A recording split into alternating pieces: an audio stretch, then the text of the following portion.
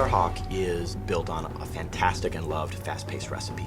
It's got the fantastic multiplayer gameplay that our fans expect, a rich new universe, a solo campaign, and a phenomenally exciting new mechanic in the game called Build and Battle, a system that allows players to build structures dynamically on the fly and make the battlefield play the way they want to play at that time. Warhawk was loved around the world by all of our fans. It was really built on a fast-paced, multi-dimensional gameplay over really broad landscapes. We wanted to go one step further. We really felt that the opportunity was great to make a brand new standout approach to the shooter genre, and that's what led us to Starhawk. In Starhawk, the universe is in the future, in the distant reaches of the galaxy, a place we call the Frontier, a set of human colonies that have been built up over a number of years, really kind of fueled by what we call the Rush, kind of our gold rush analog for Rift energy. As these rifters, which is our short term for rift miners, were mining Rift energy, they found that it was incredibly potent. But exposure to Rift energy causes them to become infected. The Rift energy permeates their body, their mind, their skeleton, and they end up becoming enraged, hell-bent to protect the Rifts from the Rifters. And that's one of the factions in our game, the Outcast. And they form these roaming war bands that go from corner to corner in the Frontier, all the distant colonies. And really, that's at the heart of the conflict in our game. We didn't want it to just be two factions. We wanted there to be a face, a character that in our now included single player campaign that would really connect with players. That's where our character Emmett Graves comes in. He and his brother, a family operation, had a rift claim out in a distant planet, as is unfortunate and common in the Frontier. An outcast warband rolled in and destroyed their extractor, and the rig exploded. As what happens with exposure to Rift energy, both brothers were directly exposed. Now, of course, their gearman, Sidney Cutter, who was up in the dropship above, saw all of this happen. Yeah, this is what happens when those mangy creatures take over. It's a shame, I tell you. Cutter was able to modify some of his equipment to create this regulator device, and this horrible procedure implanted it directly into Emmett's spine. It's almost a curse. It's incredibly painful for Emmett.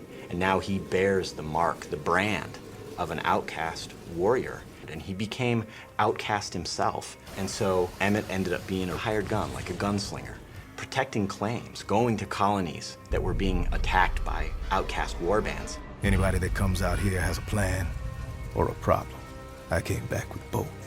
And so Emmett and Cutter take their rift salvaging operation to protect White Sands, a small colony on the distant moon of Dust, from an outcast warband. And so that's the start of the game. Emmett was the hero that they needed, but they didn't want. And not only is that conflict at the core of the game's story and fiction and universe, but it's actually core to our exciting new system in the game called Build and Battle. We decided to say, all right, what if the battlefield was just the landscape? A beautifully rendered canvas onto which the player could customize in a fast, violent, brutal way that matches the gameplay that they expected from Warhawk. And that's what Build and Battle is. It's a quick, brutal system to allow the player to build wall structures and bases and bunkers and towers and all of these other units and structures in the game to fit how they want to play, not only in single player, but in multiplayer. It's about telling the player, here's a combat challenge, and here's all the tools you have to solve it. Solve it how you want. Right in front of the player, not turn-based, right there on the battlefield. You are building all of these structures. Players love it, not only in single player, but in multiplayer. It's as fast-paced and as quick and as brutal as pulling the trigger on a weapon. That's what we wanted. We didn't want players to have to really manage anything. And another fantastic thing about Build and Battle is that all the buildings are destructible. And the firefights evolve from there. Buildings are destroyed, buildings are rebuilt. That freedom, that potential gameplay takes the great multiplayer recipe we had from Warhawk and just extends it. Starhawk is the spiritual successor to Warhawk, but it's the Build and Battle system which really sweetens up the whole game. The team and I are just crazy proud of it. It not only gives you a fantastic, infinitely replayable solo experience, but the changes that it does to the online multiplayer experience is remarkable. And I think players are not going to expect that, but once they get it, they'll want it all the time.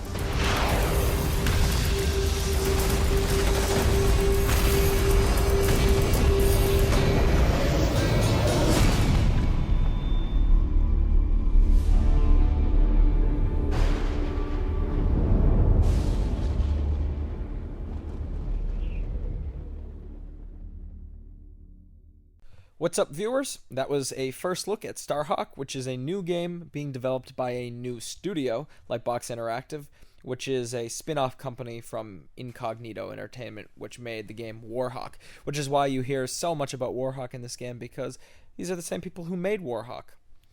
My first impressions of the first look are that the game looks like Warhawk a little bit. You know, there's a lot of differences, actually, that I think that if I didn't know that it was made by the same people, really, the flying sequences have the biggest similarities with Warhawk. The game that Starhawk resembles the most, though, to me, is Dead Space. It looks like the pulse rifle makes an appearance in this first look, and even the back implants, look kind of like the rig in Dead Space, and you have a mining operation that goes wrong. People start becoming infected. Obviously, it's not necromorphs, and it's out in the open, but let me know what you guys think. Am I just on crack? Does it not look like Dead Space at all? Also, what are your overall impressions of Starhawk? Did you like Warhawk? What about the new mechanism? I want to know all of that in the comments below. Comment.